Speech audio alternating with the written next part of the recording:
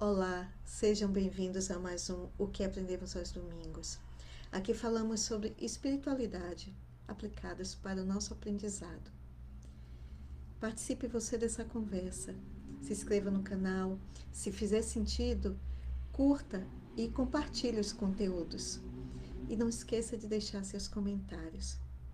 Vem comigo nessa caminhada sobre aperfeiçoamento pessoal e viver à altura de quem nós realmente somos. Essa semana eu recebi uma mensagem de um amigo e onde ele trazia um vídeo de uma delegada geral da Delegacia de Mulheres da Bahia, onde ela afirma que de todos os dados sobre a violência doméstica e o feminicídio atuais, essa prática que está nos assustando tanto, a maior parte das vítimas de violência doméstica são mulheres cristãs. Eu fiquei me perguntando, mas como isso pode acontecer? Como isso acontece? O que isso tem a ver comigo, que sou mulher e sou cristã? Então, hoje, que se comemora o Dia da Mulher, eu trago para vocês uma resposta a uma pergunta que esse meu amigo me fez sobre, na sua igreja, como isso é visto? Como é que se lida com violência doméstica?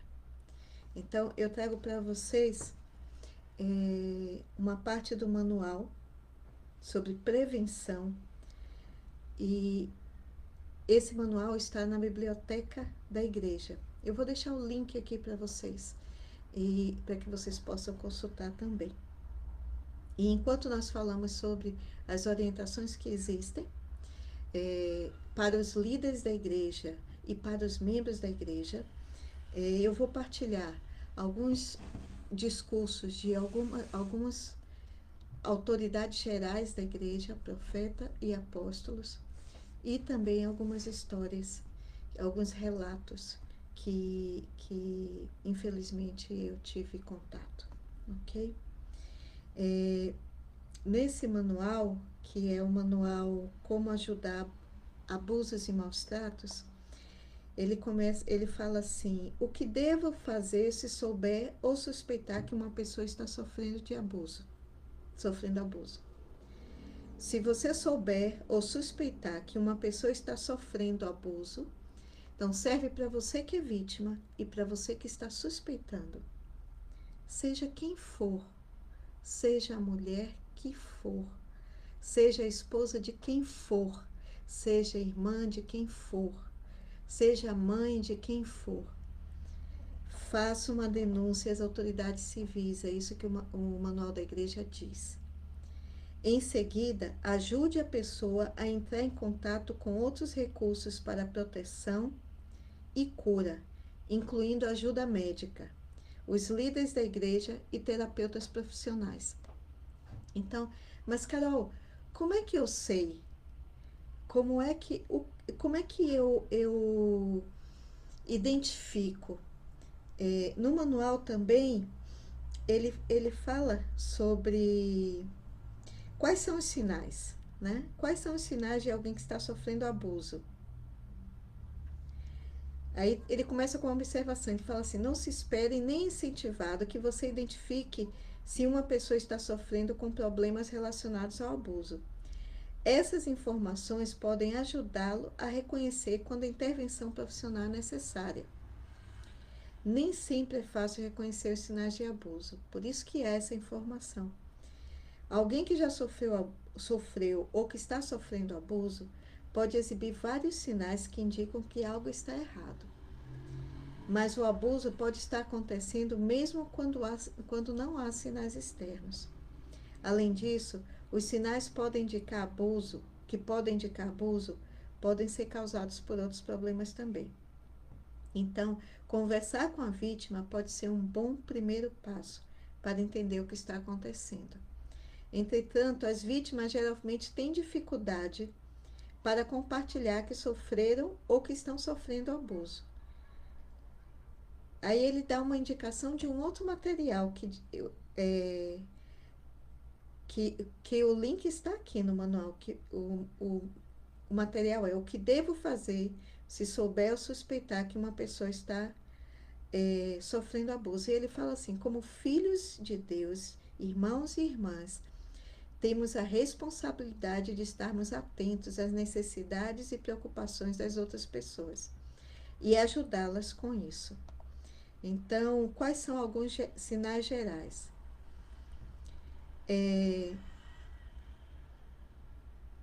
Agir de forma diferente do normal, apresentar um comportamento agressivo elevado, ficar mais ansiosa ou ficar na defensiva, ter dificuldade para dormir ou ter pesadelos, afastar-se ou não querer estar perto de outras pessoas, perder o interesse em atividades que antes apreciava, apresentar lesões físicas inexplicáveis, ficar mais temperamental, irritado, deprimido, triste do que o normal,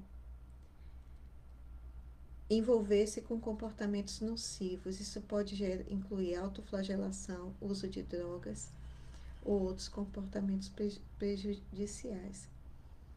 Aí ele continua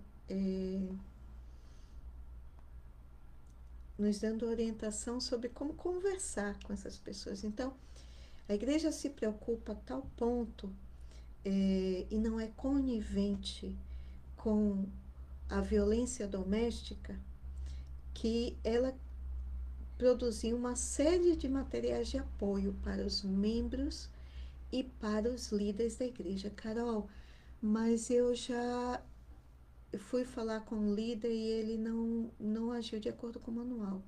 Veja, a gente não vive numa cultura de leitura, vamos ser sinceros. Então, talvez seja importante, e eu sei que é difícil para quem está passando pelo abuso, trazer essa informação, trazer esse manual e dizer: olha, o que é orientado é que você me ajude dessa maneira. Esse tipo de ajuda que eu preciso, ok? E sobre você que está identificando, é uma familiar seu, uma filha, uma irmã, que você suspeita que esteja sobre abuso ou violência doméstica, ele ensina a fazer dessa maneira. Primeiro, ouça com atenção. É muito comum, quando alguém está nessa situação, a gente despejar na pessoa uma série de afirmações que são crenças erradas sobre o porquê isso acontece. Por que alguém termina caindo nessa situação? Meus amigos, minhas amigas, nós vivemos numa sociedade hostil, hostilizada. Nunca se houve tanto incentivo à agressividade e hostilidade. Então, é verdade que antigamente e sempre existiu violência doméstica, mas hoje, por conta da informação e da propagação, nós estamos sendo mais confrontados com essa realidade. E quanto mais informação, mais luz sobre o problema, mais competentes nós vamos ser para saber lidar, e espero que chegue o dia que a gente tenha legislação suficiente e comprometimento da sociedade suficiente para aniquilar esse tipo de situação. Então ele fala, primeira coisa, ouça com atenção.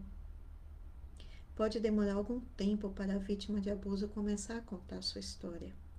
É importante ser paciente e ouvir. Reafirme seu amor e respeito por ela. Nada de julgamento. Ouça com atenção. Se possível, vá a um lugar seguro e confortável, onde possam conversar. Fique calmo ou calma e ouça com atenção. Se você é líder, esses conselhos são diretamente para você. Se você é pai ou mãe ou familiar, esses conselhos do manual são diretamente para vocês. Cada um de nós precisa assumir a responsabilidade de saber como agir em relação a uma situação tão grave. Não entre em pânico ou reaja exageradamente ao que a pessoa lhe contar. Isso pode fazer com que a pessoa pare de falar com você. Primeiro ponto é ouvir com atenção e fazer com que a pessoa se sinta segura de relatar o problema a você. Segundo ponto, leve a declaração a sério. Errar um relato sobre abuso ser falso. Vou repetir, está escrito no manual da igreja. Errar um relato sobre abuso ser falso. Ao ouvir, não ignore ou tente diminuir o que a pessoa lhe contou. Aquelas conversas de, não, foi só a cabeça quente, ele não fez por mal, ele é só estourado. Ele é um bom homem, uma boa pessoa. Não é isso que o manual ensina. A pessoa pode estar com medo de lhe contar o que aconteceu. Então, seja compreensível e solidário quando ela falar. Mostre empatia. Reafirme que foi preciso coragem para ela contar sobre o abuso e que você acredita no que ouviu. No caso de abuso infantil, o agressor pode ter ameaçado a criança. Reafirme seu amor por ela e seu desejo de mantê-la segura e protegida. Esse é o nosso papel como líderes, como familiares, como suporte, como amigos. É afirmar nossa confiança naquilo que está sendo dita e o nosso desejo de ajudá-la a ficar segura e protegida. Terceiro passo. Eu vou repetir os passos porque são importantes e a gente fala em todos eles. Ouça com atenção. Leve a declaração a sério. E o terceiro passo. Não culpe a pessoa, nem sugira que o abuso foi de alguma forma culpa dela. Lembre-se da história de José que foi vendido ao Egito. Ele teve um sonho de que seria o líder de seus irmãos. Quando ele contou aos seus irmãos sobre o sonho, eles o odiaram por isso e mais tarde falaram em uma cova e venderam como escravo. O lançaram em uma cova e venderam como escravo. José não fez nada de errado e não teve culpa. A vítima de abuso pode se sentir culpada e responsável e acreditar que é culpada, até porque o abusador, ele começa a minar a segurança da vítima, dizendo que, na verdade, ela é culpada. Ela que fez com que ele perdesse a cabeça. Essa é uma das estratégias comuns ao abusador, para ter controle sobre a vítima. Uma das outras estratégias muito comuns é ele tentar afastar a vítima do seu ciclo das suas pessoas de suporte. É dizer que as pessoas não gostam da vítima, que as pessoas só se aproximam da vítima porque precisam. É dizer que as pessoas não se importam com a vítima, que a única pessoa que a vítima tem é ela. A única pessoa com quem ela pode contar é o abusador. Então, preste atenção nisso e não seja mais um a culpar a vítima. Por favor, não faça isso. Esse é um erro grave. E é um erro que não é aceitável se você tem a responsabilidade de cuidar. E principalmente se ela é o seu rebanho. Se essa vítima faz parte do seu rebanho, daqueles a quem o Senhor te disse que você deveria cuidar. Então, o manual da igreja, que eu vou deixar o link aqui para vocês. Por favor, líderes, leiam esse manual e pratiquem esse manual. E se você é vítima, procurem pessoas que possam ser fontes de segurança para você. Tenha coragem de contar. Fala assim, a vítima de abuso pode se sentir culpada e responsável e acreditar que é culpada. Pode pensar que deveria ter sido mais inteligente, mais forte para parar ou impedir o abuso. Reafirme às vítimas que o abuso não foi culpa delas e que não fizeram nada de errado. E o quarto passo, para você que é líder e para você que é vítima, que é uma mulher vítima de violência doméstica dentro da igreja, procure ajuda. Procure ajuda imediata de autoridades civis. Vá às instituições da sua cidade. Existem uma série de instituições governamentais de suporte à mulher vítima de violência doméstica. Se você é um líder, o que o manual diz é: acione as autoridades. Está no manual. Acione as autoridades. É nossa responsabilidade. Autoridades civis, serviços de proteção à criança, serviços de proteção a adultos, e nesse caso a mulher, de um advogado para a vítima ou de profissionais da área médica de saúde, da área médica. Esses serviços podem ajudá-lo a proteger a vítima e evitar abusos futuros. Ver a página Em Crise para mais informações. E se eu, como líder, não tenho informações, busco nos líderes que estão acima de mim essa informação. E se por acaso os líderes que estão acima de mim não se informaram, ou podem vir a ter alguma atitude mais arcaica e baseada nas falsas crenças de que a culpa é da vítima, é da mulher, que não se, em briga de marido e mulher não se mete a colher, lembrem que os manuais da igreja condenam esse tipo de atitude e nos ensinam, como estou lendo aqui, como nós devemos agir. Os líderes e membros da igreja devem cumprir todas as obrigações legais de denúncia de abuso a autoridades civis. Os bispos e os presidentes da estaca devem acessar, aí ele cita o site, para obter mais informações. Quinto passo: ajude a vítima a encontrar recursos. A vítima pode precisar de auxílio de recursos externos e outros auxílios profissionais, incluindo autoridades civis, serviços médicos, serviços jurídicos, terapeutas profissionais e líderes da igreja. Você pode se oferecer para ir com ela nesses lugares e para criar um plano para ajudá-la a ficar em segurança. O bispo também pode oferecer recursos e apoios para lidar com o abuso e iniciar o processo de cura. Se a vítima foi menor de idade, incentive-a a falar com os pais ou responsáveis sobre o abuso, se ainda não fez. Se um dos pais for o agressor, incentive a falar com outro genitor ou a um outro adulto de confiança para que possa ajudar. Então, nesse manual, nós temos uma série de diretrizes e orientações e informações claras sobre o nosso papel como comunidade, como suporte, como liderança, como família, ao lidar com esse problema. E ele é muito claro de sugerir um tripé de ação para essa situação. Então, o primeiro tripé é o tripé da tolerância zero. O primeiro pilar, a tolerância zero, ou seja, a igreja declara oficialmente que não há desculpa para a violência doméstica.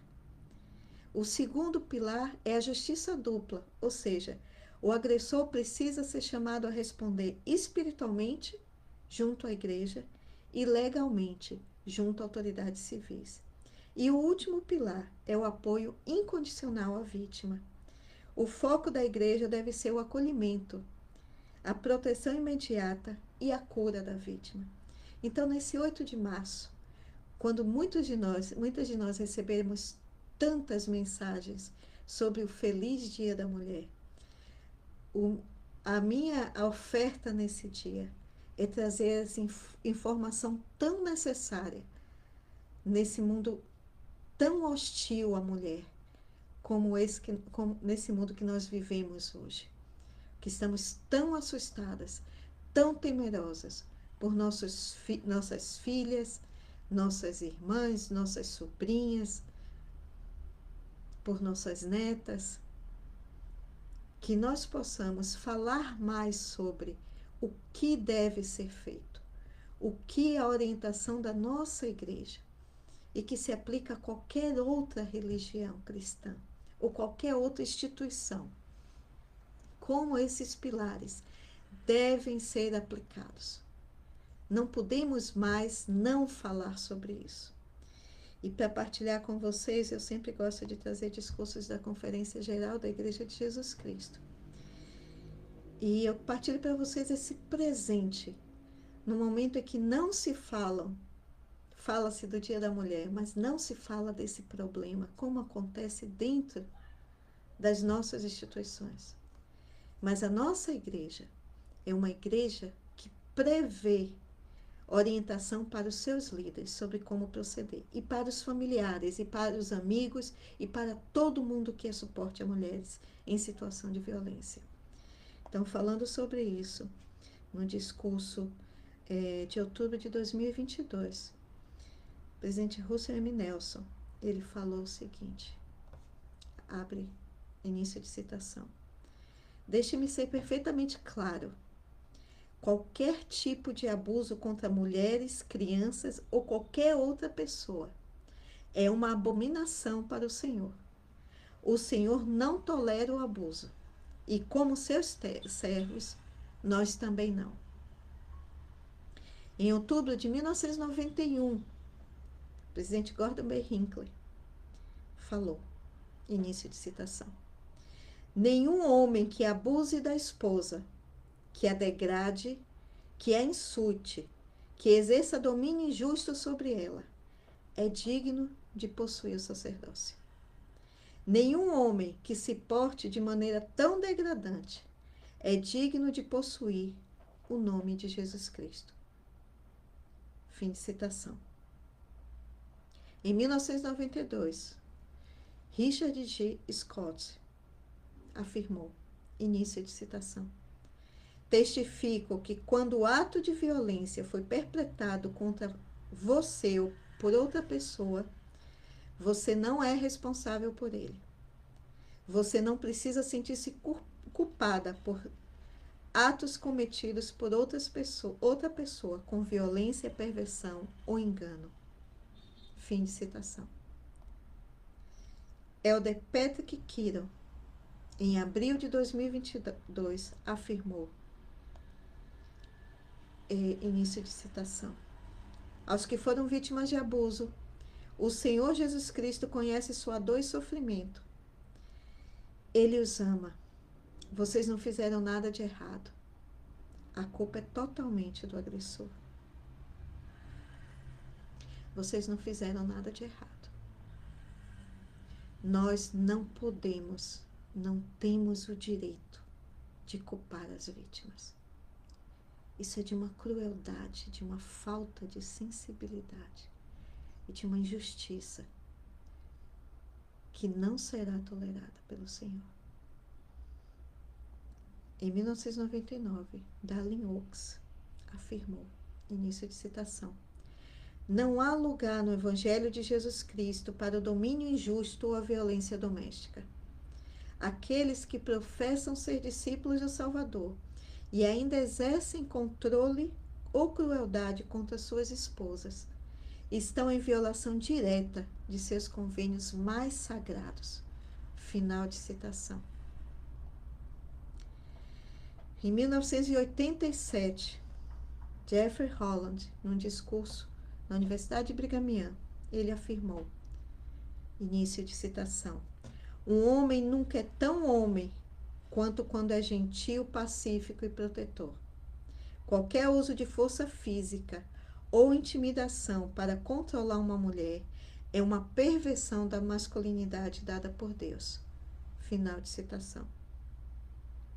Em outubro, finalizando, de 1994, Howard W. Hunter, ele afirmou, início de citação: um homem que possua o sacerdócio aceita a responsabilidade de ser o guardião da paz e do bem-estar de sua esposa.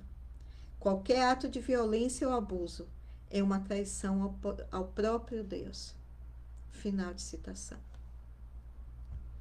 Então, eu gostaria de, no Dia da Mulher, trazer para todas vocês a verdade sobre o que o Senhor e a igreja e a liderança ensinam a respeito da violência contra a mulher. Eu gostaria de trazer, eu pretendi trazer para vocês a verdade, a orientação que está nos manuais da igreja e que precisa ser colocada em prática. Que você que é vítima não se esconda, não se encolha ao lidar com o preconceito que pode acontecer vindo de pessoas, não da nossa instituição. Pessoas que não estudaram os manuais e pessoas que estão agarradas a falsas crenças. Não se encolha. Procure as instituições. Procure as autoridades.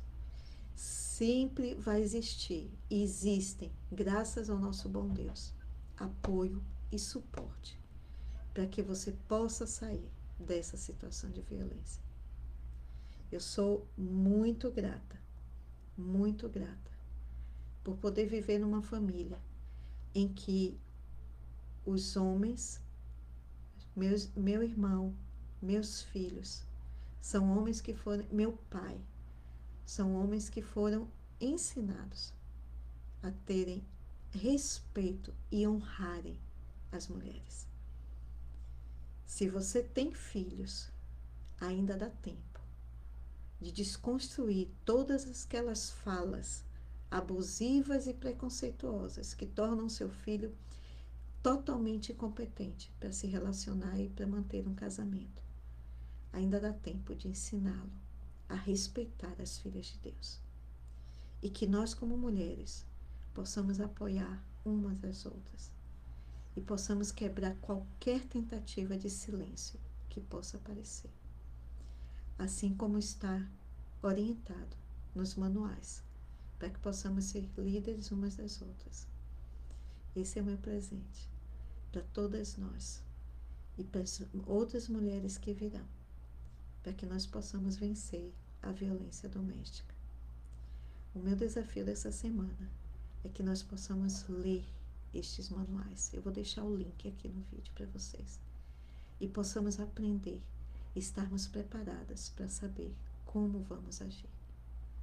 E assim vamos poder liderar umas às outras. Com os nossos líderes, os nossos bispos, os nossos presidentes de estaca, as presidentes da Sociedade Socorro, aqueles que não são da Igreja de Jesus Cristo, os pastores, que possamos partilhar essa informação. E toda a informação que sirva para nós sermos mais competentes para lidarmos com esse problema tão grave. Até a próxima semana.